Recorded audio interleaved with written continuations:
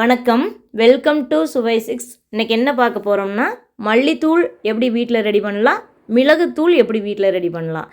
அதாவது கொஞ்சமாக வேணும்னா இந்த மாதிரி செஞ்சுக்கலாங்க, அல்லது ஃப்ரெஷ்ஷாக வேணும். எங்கள் வீட்டில் பார்த்திங்கன்னா 1 கிலோ அந்த மாதிரி அரைச்சி தான் வச்சுருப்பேன்.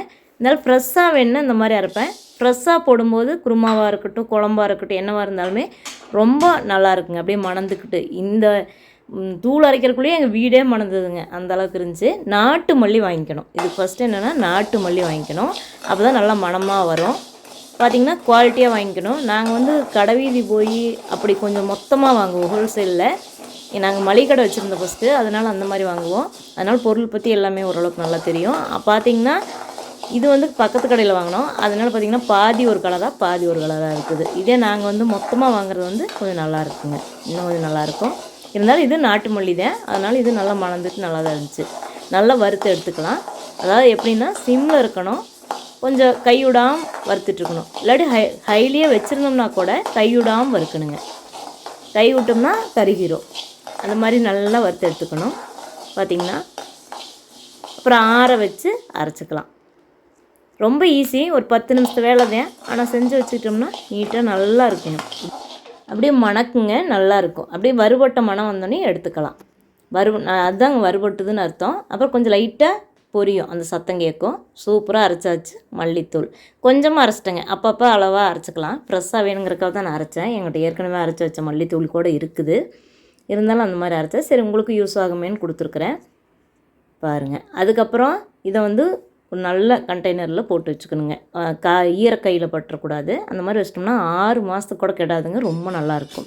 இப்போ பார்த்திங்கன்னா மிளகுத்தூள் அரைச்சிக்கலாம். அதுக்கு அதே மாதிரி நான் எப்போவுமே டம்ளர் அளவு தாங்க, எனக்கு எப்போவுமே அந்த கிராம் கணக்கெலாம் வைக்க மாட்டேன். டம்ளர், சின்ன டம்ளர், பெரிய டம்ளர் அப்படி அளவு எடுத்துக்குவேங்க. அதே மாதிரி 1 டம்ளர் எடுத்துக்கலாம். பார்த்திங்கன்னா இந்தளவுக்கு எடுத்துக்கிட்டேன்.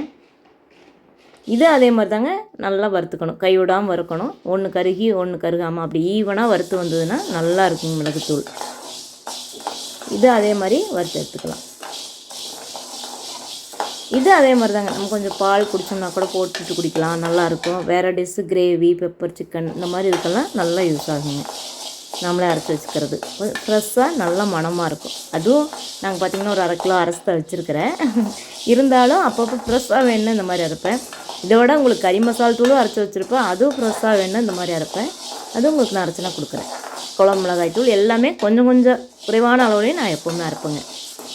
அந்த மாதிரி அரைக்கும்போது உங்களுக்கு ஒவ்வொன்றா கொடுக்குறேன். இது முதல்ல பார்த்திங்கன்னா சீரகத்தூள்லாம் கொடுத்துருக்குறேன் பாருங்கள். நிறைய தூள் கொடுத்துருக்குறேன். குழம்பு மிளகாய் தூள், கறி மசாலா தூள், சீரகத்தூள், இட்லி பொடி, பருப்பு பொடி எல்லாமே கொடுத்துருக்குறேங்க பாருங்கள். உங்களுக்கு என்னோட இந்த சுவை சிக்ஸ் சேனல் பிடிச்சதுன்னா சப்ஸ்கிரைப் பண்ணி சப்போர்ட் பண்ணுங்கள். அதே மாதிரி என்னோடய இல்லத்தரசி சேனலையும் பாருங்கள். இதை ஆற வச்சு அரைச்சிக்கணுங்க மிக்சிலேயே. எங்கள் மிக்ஸி கொஞ்சம் ஒரு சின்ன ப்ராப்ளம் இருக்குது, அதனால் இந்த அளவுக்கு தான் அரைச்சிது. அதனால் நைஸாக எந்த அளவுக்கு அரைக்க முடியுமோ அந்த அளவுக்கு அரைச்சி வச்சுக்கலாங்க, எல்லா தூளுமே. அப்போ நல்லாயிருக்கும். பார்த்திங்கன்னா அப்படியே மனம், மல்லித்தூளும் ஒரு மனங்க, பெப்பர் தூளும் அதோட மனமாக இருந்தது. கிச்சனே ஃபுல்லாக மனமாக இருந்தது. இந்த மாதிரி அரைச்சி ஒரு கண்டெய்னர் போட்டுக்கிட்டோம்னா தேவையானப்போ எடுத்து யூஸ் பண்ணிக்கலாம். ரொம்ப நல்லாயிருக்கும். க்ளீன் பண்ணி நம்மளே அரைக்கிறதுனால ஒரு திருப்தியாகவும் இருக்கும். இந்த வீடியோ பிடிச்சதுன்னா ஒரு லைக் பண்ணுங்கள். தேங்க்யூ.